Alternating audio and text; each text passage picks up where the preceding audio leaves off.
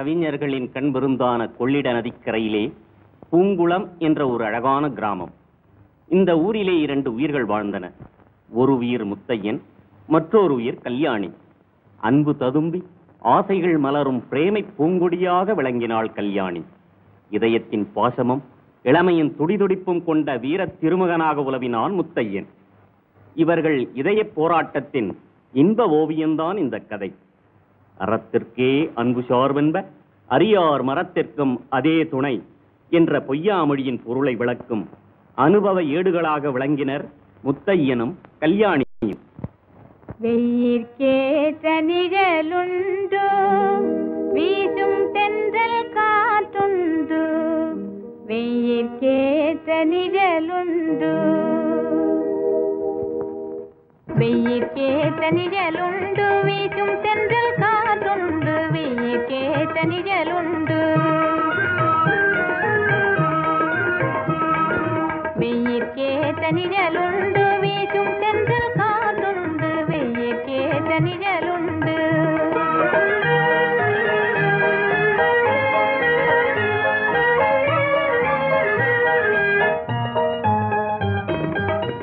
கையில் கம்பன் கவியுண்டு, கையில் கம்பன் கவியுண்டு. கலசம் நிறைய அமுதுண்டு, கலசம் நிறைய அமுதுண்டு, அமுதுண்டு. வெயிற்கேற்ற நிழலுண்டு, வீசும் தென்றல் காற்றுண்டு. வெயிற்கேற்ற நிழலுண்டு.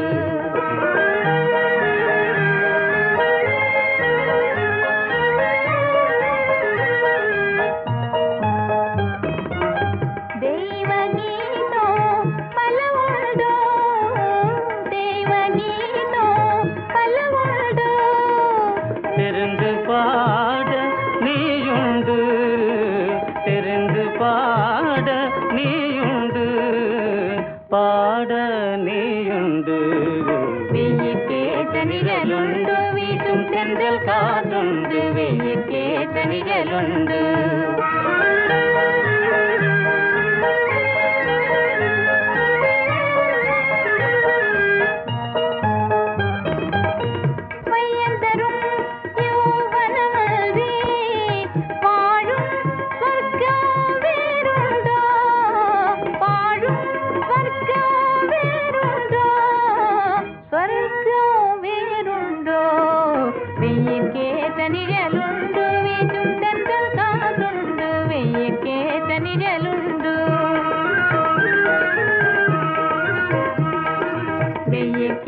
நிழலுண்டு, வீசும் தென்றல் காற்றுண்டு. வெயிற்கேற்ற நிழலுண்டு.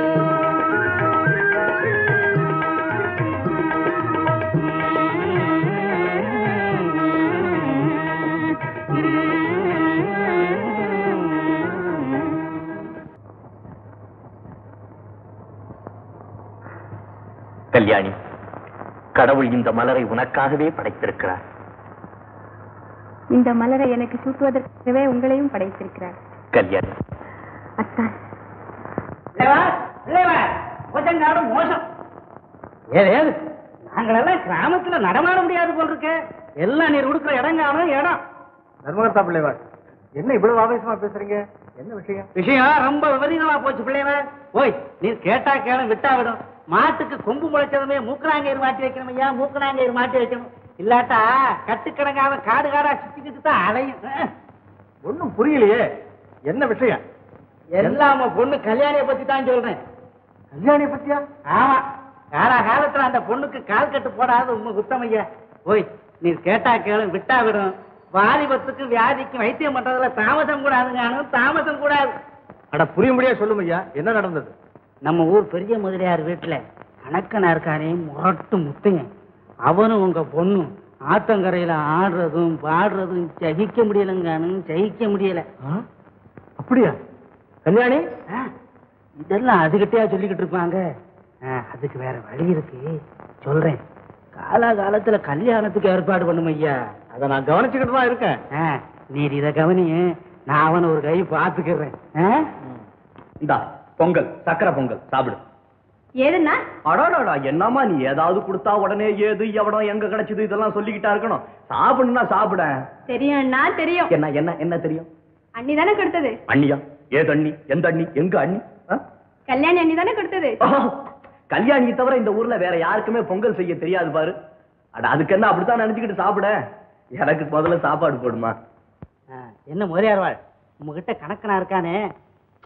அட அந்த முரட்டு முத்தேனையா மகா மோசம் ஐயா, மகா மோசம், நடத்த கட்டவன். ஓய் நீர் கேட்டா கேளு விட்டா விடும். நீர் அவனை வேலைக்கு வச்சிருந்தா உங்க அந்தஸ்துக்கே கேவலம் ஐயா. அவன் ஊர்ல உம்மை பத்தி பேசிக்கிட்டு திரியறத கேட்டா. அப்படியா? இது வரைக்கும் அவனை நல்ல வேணுதான் நினைச்சிருக்கேன். ஓய் எனக்கு என்ன காணு வந்தது? நீர் கேட்டா கேளு விட்டா விடும். நம்ம மனுஷாலாச்சேன்னு நான் சொல்ல வந்தேன்.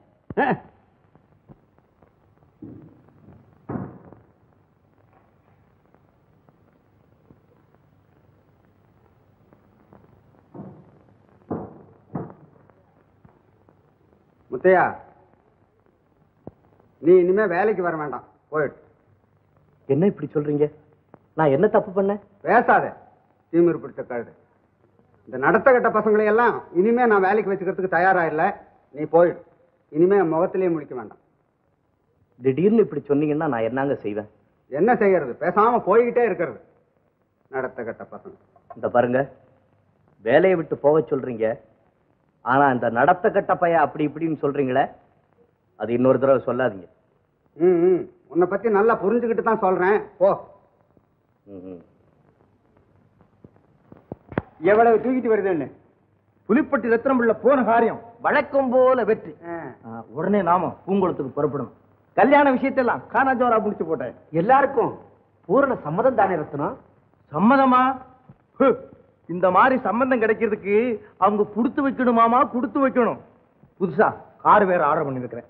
அந்த கார் வந்த உடனே நீங்களும் புதுசா வருகிற பூங்குளத்து அத்தையும் அப்படி ஆனந்தமா குத்தாலம், கொடைக்கானல், காஷ்மீர், நீ எங்கெங்க போகணுமோ அங்கங்க போயிட்டு வாங்க. போகலாம் போகலாம் போகலாம். சரி ரத்னம், பிறகு சந்திப்போம். சரி மாமா, அப்போ நான் வர்றேன் மாமா.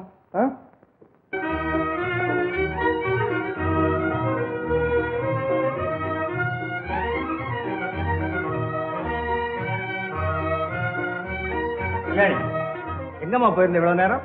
இன்னைக்கு நீ எங்கேயும் வெளியே போக கூடாதுன்னு நான் சொல்லல. கொள்ளிடக்கரைக்கு போயிட்டு வந்தப்பா. அதுக்கு இவ்வளவு நேரமா? அந்த பக்கம் அவங்க எல்லாம் பார்த்திருந்தா என்ன நினைச்சிருப்பாங்க? எவங்க இல்லாப்பா? என்ன நினைப்பாங்க?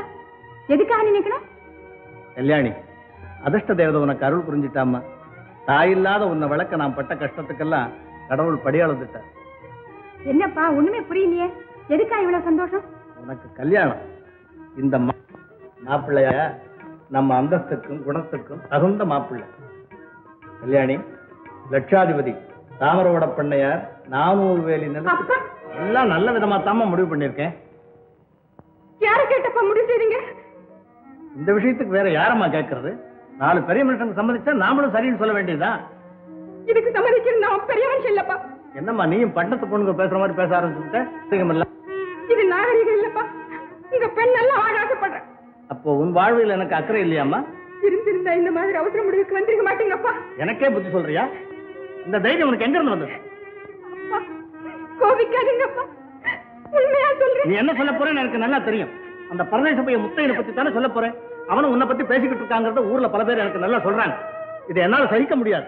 இதுவரையில் வந்த ஜாதகம் எல்லாம் பிரயோஜனம் இல்லாம போச்சு. இப்ப நல்ல சந்தர்ப்பம் வந்திருக்குது. எந்த காரணத்தை கொண்டு இந்த கல்யாணத்தை நிறுத்த முடியாது. அந்த அநாத பையன் முத்தையனுக்கு யார் இருக்கா?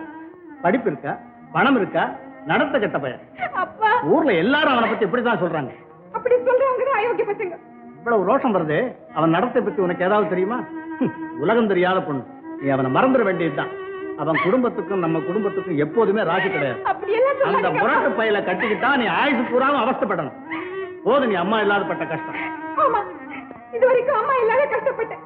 இனிமே 60 வயசு கிழவனோட கஷ்டப்படணும். அதானே உங்க முடிவு. சிவாய நம, சிவாய நம. முத்தையா, தினமும் கருக்களோட கருக்களா தாமரைப்பூ பறிச்சுக்கிட்டு போறியே, யாருக்கு அப்பனே? தாமரைப்பூ யாருக்குங்கிற கவலை தாத்தாவுக்கு எதுக்கு அப்பனே? என்ன தாத்தா, நீ தாமரைப்பூவை பறிச்சு கொண்டு போய் கொடுத்தாலும் ஒண்ணும் நடக்காது. என்னது? என்னடா உடம்ப காட்டுற? என் ஆயுசில் இந்த மாதிரி எத்தனை உடம்ப நான் பார்த்திருப்பேன். யோ, பெரிய மனுஷா, நீ சரியான நெருஞ்சு முள்ளு பேர் வெளியா நீ. சகுனி கூனி சனி பகவான் எல்லாரும் உங்ககிட்ட பிச்சை வாங்கினங்கண்ணே. அதான்டா ஆட்டுக்கு வாழை ஆண்டன் அளந்துதான் வச்சிருக்காரு. உன் குணத்தை தெரிஞ்சுதான் சித்தம்பரம் புள்ள கல்யாணிய வேற ஒருத்தருக்கு கட்டி கொடுக்கறதாக தீர்மானம் பண்ணிவிட்டாரு. பெரிய மனுஷன் பாக்குறேன். கல்யாணிய பத்தி பேசுறதுக்கு நீ யாருங்கண்ணா? கல்யாணிய பத்தி பேசுறதுக்கு நான் யாரா? என்ன யாரு இருக்கிற கல்யாணத்தை பேசுறது நாளைக்கு சொல்ல நான் யாரு நாளைக்கு என்னைக்கா இன்னைக்கு பிடியாது. முத்தையா என்னப்பா இது? என்னையா காலங்காத்தால என்ன கூப்பிட்டு வம்பு இருக்கிற அந்த கரெக்ட் பைய யாரு கிழவன்? நீ கிழவன், உங்க பாட்ட கிழவன், உன் பாட்டு கிழவி, உன் பேரன் கிழவன், உன் பேச்சு கிழவி, உங்க பரம்பரைய கிழவங்கள பத்தி என்ன சொல்றான்னு மறுபடியும் ஏதாவது பேசுன கழுத்துல சுருக்கு மாட்டி இந்த ஆல விடுதல தொங்க விட்டுருவான். தொங்க விடுவா எல்லாம் ராமாயண காலத்துல பறக்க வேண்டியவங்க. அடிக்கிறதுக்கு ஆரம்பிச்சிட்டு இல்ல அடிக்கிறதுக்கு மோர கட்டையும் பாரு. ஒரு சமாச்சாரம் கேட்டீங்களா? என்னம்மா, எழுத்த விட்டு ஆட்டுக்குட்டிக்கு 6 கால் உள்ள ஒரு கோழி குஞ்சு பிறந்திருக்கு, அதுதானே? இல்லன்னா நம்ம கல்யாணிக்கு கல்யாணம் நிச்சயம் ஆயிடுச்சான். உங்களுக்கு தெரியுமா? ஆமா, இப்ப அத பத்தி தான் எனக்கு கவலை. போய் உன் வேலையை பாருமா. ஏன் அப்படி கோச்சிக்கிறீங்க? மாப்பிள்ள அப்படி ஒண்ணும் கிழ இல்லையா, 58 வயசு தான் ஆச்சான். அத பத்தி உனக்கு என்னமா போங்கிற? அண்ணா மாப்பிள்ள வீடு பெரிய பணக்கார வீடாம். அவங்க வீட்டுல மரக்கால போட்டுதான் பணத்தை அளப்பாங்களாம். ஆமா, மரக்கால போட்டு பணத்தை அளப்பானா, திராச வச்சுக்கிட்டு நெல்ல நிற்பானா. ஓமாங்கிற கிழவி மாதிரி தொண பேசிக்கிட்டு விட மாட்டேங்கிறிய. அண்ணா என்னதான் இருந்தாலும் இந்த காலத்துல பணம் தானே பெருசா இருக்கு. அது யாருக்கும் தெரியாது, நீ சொல்ல வந்துட்ட. ஓ, நம்ம அப்பா அம்மா இருந்தா நம்ம இந்த கதிக்கு வந்திருப்போமா? உங்க முறப்பெண் கல்யாணியை தான் வேற இடத்து கல்யாணம் பண்ணிருப்பாங்களா? நீ பேசிக்கிட்டே இரு, உன் பேச்சு முடிஞ்சோன்னு நான் வர்றேன். சாப்பிட்டு போங்கண்ணா. நீ சாப்பிடு, நான் வர்றேன்.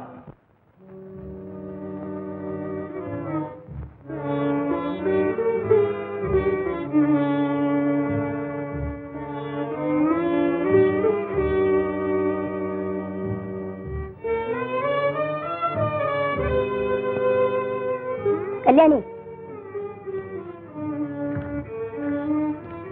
கல்யாணி, கோவிலுக்கு போலாமா?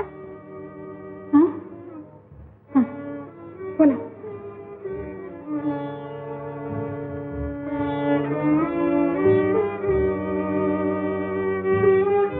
இந்தம்மா, இந்த நகையெல்லாம் உனக்கு தான். கல்யாணி, இந்த கல்யாணத்துல உனக்கு பூரண சம்மதம் தானேம்மா? ஓய், கல்யாணம் ஆக போற பொண்ணு வாயை திறந்தா சொல்லும். மௌனமா இருந்தாலே சம்மதம் தான். கூட மேற்கொண்டு ஆக வேண்டியதை பாருங்க. வாரம் இந்த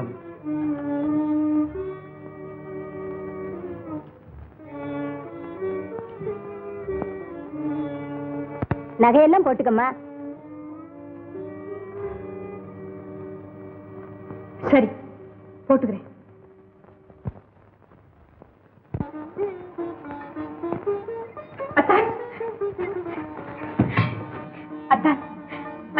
நீ எதுக்காக இங்க வந்த? நீங்க எதுக்காக வந்தீங்க? என் விதியை நினைச்சு அழ வந்தேன். நானும் அதுக்காக தான் வந்தேன். இனிமே நீ அழ வேண்டியதில்லை. நீ பணக்காரி, நான் ஏழை, எல்லாம் தெரியும். கல்யாணி, பணக்கார மாப்பிள்ளை கிடைச்சோன்னு உங்க அப்பாவை போலவே உன் மனசு மாறிட்டுது. இல்ல அத்தான், அப்பாவின் திடீர் முடிவை கேட்டது என் தலையை வெடித்து விடும் போல இருந்தது. அந்த வேதனையில இருந்து தப்பி ஓடி வந்து விட்டேன். சமாதானம் போதும், இனிமே நீங்க நிக்காத. ஓ, போயிடு. அத்தான், நாம் சாவகாசமாக சண்டை போட்டுக் கொள்ளலாம். இப்ப சீக்கிரம் புறப்படுங்க. எங்க? இந்த ஊரை விட்டு எங்கேயாவது போய்விடலாம். என்னை பாருங்க, இந்த நகைகள் எல்லாம் உங்களுக்காக தான் போட்டுக் கொண்டு வந்தேன். இப்படியே போய் கப்பல் ஏறுங்க. அருமையான யோசனை.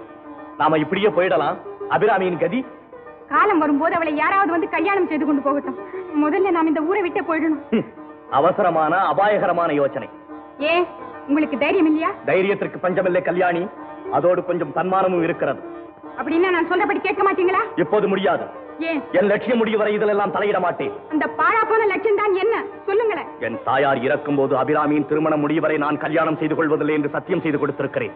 அபிராமி அபிராமி அபிராமி, சதா இதேதானா? தங்கைக்காக எத்தனை காலம் நீங்கள் இப்படி கஷ்டப்படுவது? அதுதான் என் கடமை, இன்பம் எல்லாம். என்னை தவிர அவளுக்கு வேறு யாரும் இல்லை. என் தாய்க்கு கொடுத்த வாக்கை மீற மாட்டேன். ஏதோ சந்தர்ப்ப வசத்தால் ஏழையாகி விட்டதற்காக என் குடும்ப கௌரவத்தை நாசமாக்க மாட்டேன். அப்படியானா இப்போது என்னோடு புறப்பட மாட்டீங்களா? பரம்பரையிலே இல்லாத பழக்கம். இன்று உன்னை திருடனை போல் நான் அழைத்து போய்விட்டேன். ஆனால் நாளை உலகம் என்ன சொல்லும்? இன்று நான் அவசரப்பட்டு விட்டேன். ஆனால் நாளை அபிராமியின் கதி என்ன ஆகும்? அதெல்லாம் பிறகு யோசிக்கலாம். இப்போது புறப்படுங்களே சார். ஏற்கனவே இந்த பூங்குளம் எனக்கு முரடன் என்ற பட்டத்தை கட்டி இருக்கிறது. இன்னும் திருடன் என்ற பட்டத்தை வாங்கிக் கொள்ள சொல்லுகிறாயா? உங்க கல்யாணியை தானே திருடுங்க, இதுல என்ன தவறு? முடியாது. முரடன் என்பதை பொறுத்துக் கொண்டேன். திருடன் என்பதை சகிக்க மாட்டான் இந்த முத்தையன். மேலும் என் தங்கைக்கு கல்யாணமாகும் வரை நான் இதிலெல்லாம் தலையிட மாட்டேன். நிச்சயமாகவா? சத்தியமாக. அப்படியான அபிராமிக்கா என்ன நியாயமா கைவிட போறீங்களா?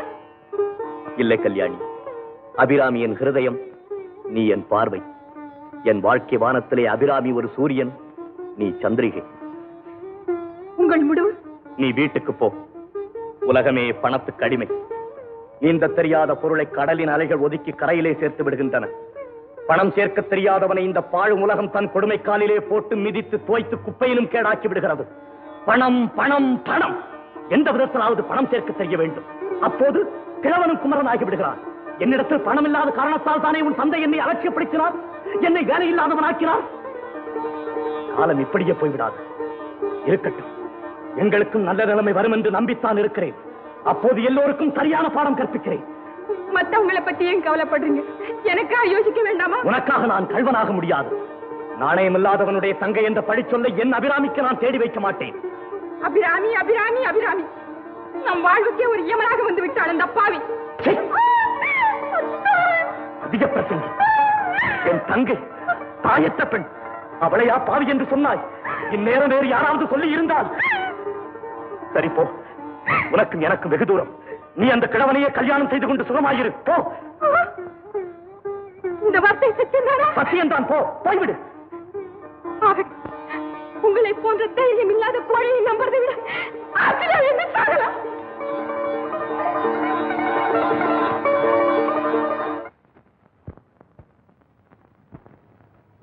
மனித உள்ளம் மிக மிக ஆச்சரியமான இயல்புடையது. யாரிடத்திலே நமது அன்பு இல்லை என்று இருக்கிறதோ அவர்கள் மேலேதான் கோபமும் அளவு கடந்து பொங்குகிறது. எவருடைய பெயரை கேட்ட மாத்திரத்திலே இதயம் உயிரும் கனிந்து உருகுமோ அத்தகையவர் எதிரே வந்தவுடனே ஏன் வந்தாய், போய்விடு என்று கோபிக்க தூண்டுகிறது. உண்மையிலேயே மனித இதயம் மிக மிக ஆச்சரியம்.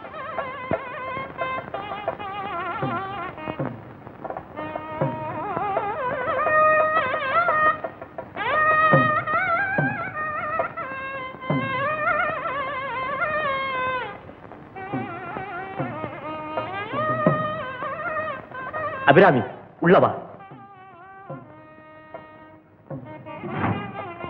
அண்ணா அண்ணா, கல்யாண வீட்டுல எவ்வளவு கூட்டம் பார்த்தீங்களா?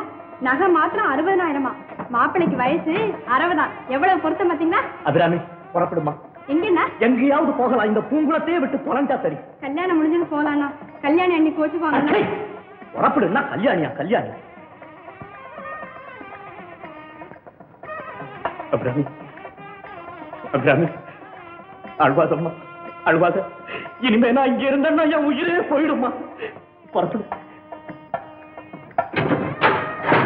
அண்ணா, எந்த ஊருக்குண்ணா? திருப்பரங்கோயிலுக்குமா. எந்த திருப்பரங்கோயில்? அப்பா இருந்த தெப்ப திருவிழாவுக்கு போனோம், அந்த ஊர் தானே? ஆமாம்மா. கொடராட்டினத்துல ஏறி சுத்திக்கிட்டு மறி குழந்தை மிட்டாய் எல்லாம் வாங்கிட்டு வந்தோம், அந்த ஊர் தானே? ஆமாம்மா, அந்த மிட்டாய் வாங்கிட்டு வந்தோமே அந்த ஊர் தான். இந்த சனியம் பிடிச்ச பூங்குளத்துக்கு இனிமே வர வேணாம். இங்க உள்ள பீடங்க முகத்திலையும் முடிக்க வேணாம். இந்தம்மா, இதெல்லாம் பெட்டிக்குள்ள வச்சு அடுக்கு. நான் போய் வண்டி கொண்டுட்டு வந்துடுறேன். அண்ணா, பள்ளி சொல்லுது நல்ல சகுனம். அப்படியாம்மா? அந்த பள்ளியையும் பிடிச்சி பெட்டிக்குள்ள போட்டு பூட்டு போற இடத்துல எல்லாம் நல்ல சகுனம் சொல்லிக்கிட்டே இருக்கும். என் பொண்ணோட முகூர்த்தத்துக்கு நேரம் ஆச்சு. சீக்கிரம் வாங்க வாங்க வாங்க.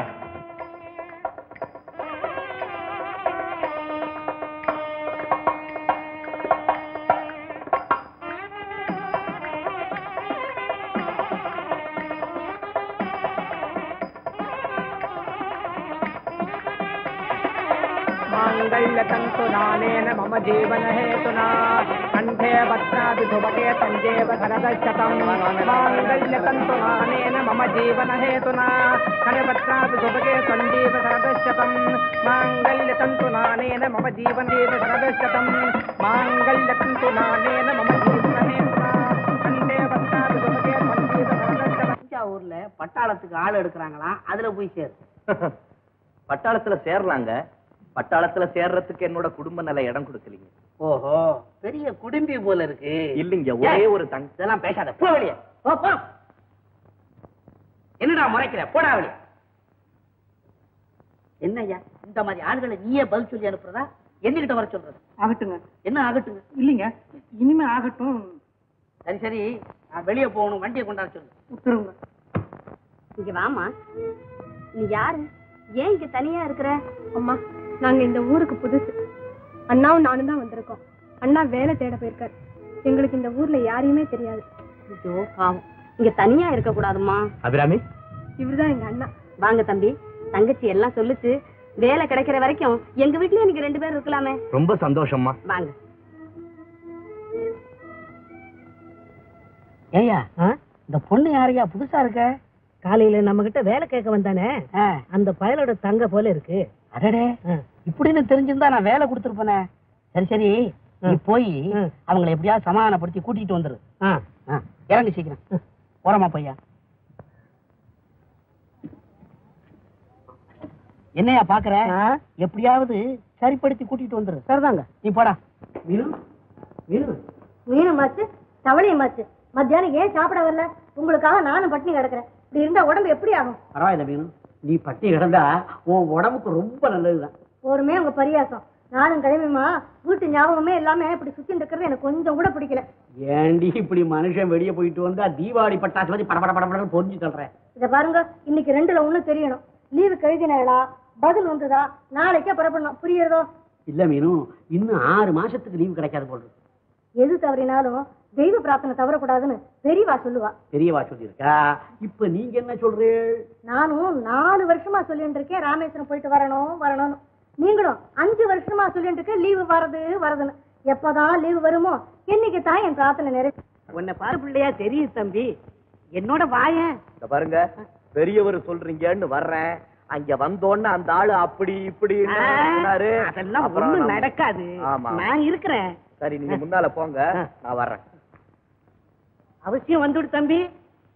எங்கயா அவனை இன்னும் காணா? வருவாங்க, வர சொல்லி இருக்கனே. எல்லோரும் இன்புற்றிருக்க நினைப்பதிலே அல்லாது வேறொன்றறியேன் பராபரமே. சொல்லுவதால் பயனில்லை, சொன்னபடி செய்திடுவார் எவரும் இல்லை. நல்லவர் போல் நடிப்பதனால் நலமுண்டோ பராபரமேன்னு. எனக்கு என்ன எதிர்பார்த்து பாடுறீங்களா? ஐயோ, அப்படிலாம் ஒண்ணும் இல்லைங்களே. இந்த கட்டையை பார்த்து இந்த கட்டை பாடிக்கிடுதுங்க. ஏஜமா வா தம்பி. ஏஜமா, தம்பி ரொம்ப நல்ல தம்பி. நேத்த நினைச்ச முகத்தை பார்த்த உடனே தெரிஞ்சது. ஆமாங்க. ஏன் தம்பி, நான் கோபமா இருக்கும் போதா வர்றது? நீங்க அப்படி இருப்பீங்கன்னு தெரிஞ்சிருந்தா நான் வந்திருக்க மாட்டேனுங்க. ஆமாங்க. இப்போ இப்ப அதெல்லாம் ஒண்ணு இல்லை. சரி, உன் பேர் என்ன? முத்தையனுங்க. எந்த ஊரு? பூங்குளம். உங்க வீட்டுல எத்தனை பேர் இருக்கீங்க? தாய் தகப்பனார்லாம் சின்ன வயசுலயே காலமாயிட்டாங்க. செத்தவங்களை பத்தி என்னப்பா, இருக்கிறவங்கள பத்தி சொல்லு. ஒரே ஒரு தங்க, அந்த பொண்ணுதான் எனக்கு எல்லாம். அது நல்லா இருக்கணுங்கிறதுக்காக தானுங்க இவ்வளவு கஷ்டம். பயப்படாது, நீ ஒழுங்கா இருந்தா நானே உங்களை காப்பாத்துறேன். நாணயமா நடந்துக்கிறேங்க. அப்போ உனக்கு ஒரு கணக்குப்புள்ள உத்தியோகம் தர்றேன். அது பணங்காசு புழங்கிட்டு இருக்கிற உத்தியோகம்.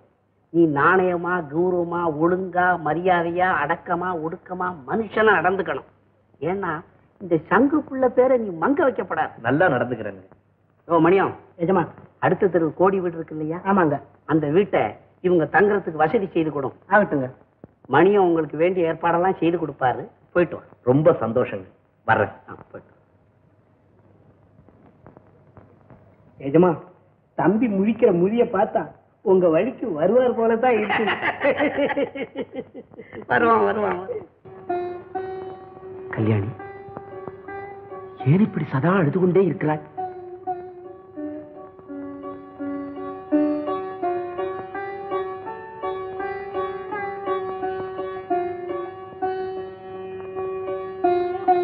கல்யாணி, உன் கண்ணீருக்கு காரணம் தெரிய வேண்டும். உன் மௌனமான அழுகை என் மனதை சித்திரவதை செய்கிறது. உன் வீட்டிலேயே இதை பற்றி கேட்டு உண்மையை தெரிந்து கொள்ள ஆசைப்பட்டு சந்தர்ப்பமே கிடைக்கவில்லை. என்னிடம் சொல்லலாம். உன் எண்ணம் எதுவாயிருந்தாலும் பரவாயில்லை, ஒழிக்காமல் சொல், உடனே பரிகாரம் தேடுவேன். மௌனமாகவே இருந்து என் மனதை அறுக்காதே கல்யாணி. நான் உன்னை கேட்க வேண்டும். அன்று மணவரையிலே மயங்கி விழுந்தாய், இன்று இங்கு வந்தும் அழுது கொண்டே இருக்கிறாய். இதற்கு காரணம் எனக்கு தெரிய வேண்டும்.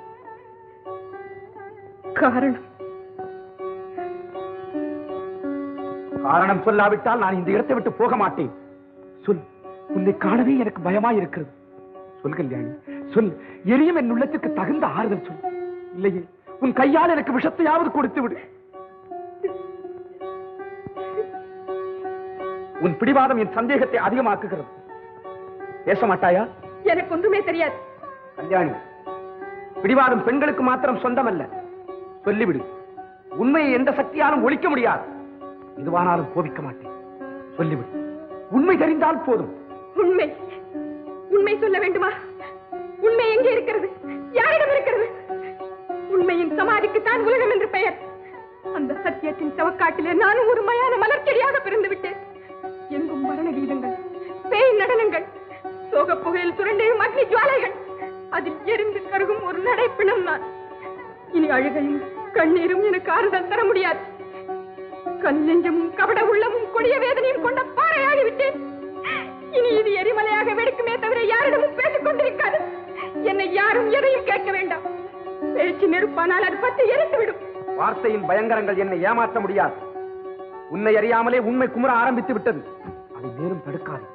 முழுதும் சொல்லிவிடு. இல்லாவிட்டால் எல்லாம் விபரீதமாக முடிந்துவிடும். இனி முடிவதற்கு என்ன இருக்கிறது? எல்லாம் நாசமாகிவிட்டது. இனி உங்களிடம் சொல்வதற்கு ஒன்றுமே இல்லை. என்னிடம் சொல்வதற்கு ஒன்றுமில்லையா? என் சந்தேகத்தை அதிகமாக்குகிறாய். சந்தேகமா? தாராளமாக சந்தேகப்படுங்கள். அதை பற்றி கவலையே இல்லை. சத்த பிணத்தை பார்த்து யார் எப்படி நினைத்தால் தான் என்ன? கல்யாணி, உன் கள்ளமான வார்த்தைகள் என்னை வேகமாக கொல்லுகின்றன. கொல்வதா? நீங்கள் தான் என் வாழ்க்கையை கொண்டு விட்டீர்களே. அந்த கொலைக்களத்திலே உரிமை கொடி நாட்ட முயற்சியும் செய்கிறீர்கள். கல்யாணி, உன் உள்ளத்தில் உள்ளது எனக்கு தெரியாது என்று எண்ணாதே. தெரிந்த பிறகுதான் இவ்வளவு பெரிய தவறு செய்த மனம் வந்ததா உங்களுக்கு? தவறு செய்தேனா? நீங்கள் செய்யவில்லை.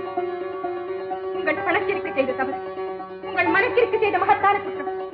கண்ணிலே நெருப்பை கொட்டிய பிறகு கண்ணீருக்கு காரணம் கேட்கிறீர்கள். ஏற்கனவே எச்சரிக்கை செய்தேன், எரிமலையின் வாயை திறக்க வேண்டாம் என்று. கேட்காமல் என்னை பேச செய்து விட்டீர்கள். எல்லாம் தெரிந்த பிறகும் என்னை காரணம் கேட்கும் கனவானே சொல்லிவிடுகிறேன். நான் சாவதற்குள் யாராவது என் மனக்குமுறலை கேட்க மாட்டார்களா என்று நானும் காத்துக் கொண்டுதான் இருந்தேன். துர்பாகியவசமாக அந்த காரணத்தை நீங்களே கேட்டுவிட்டீர்கள்.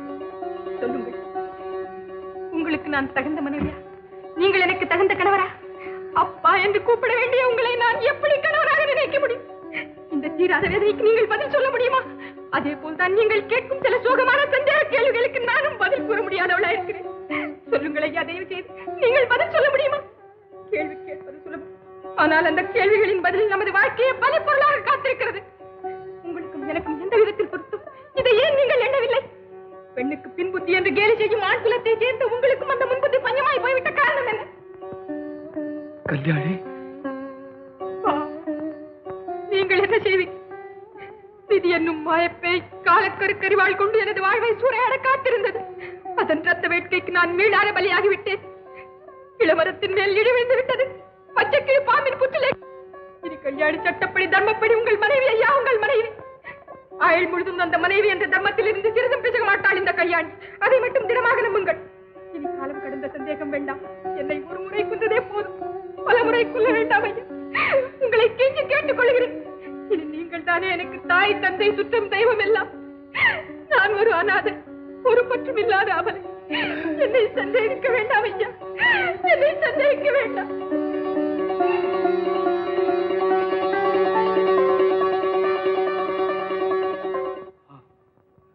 குற்றவாளி நான் தான்.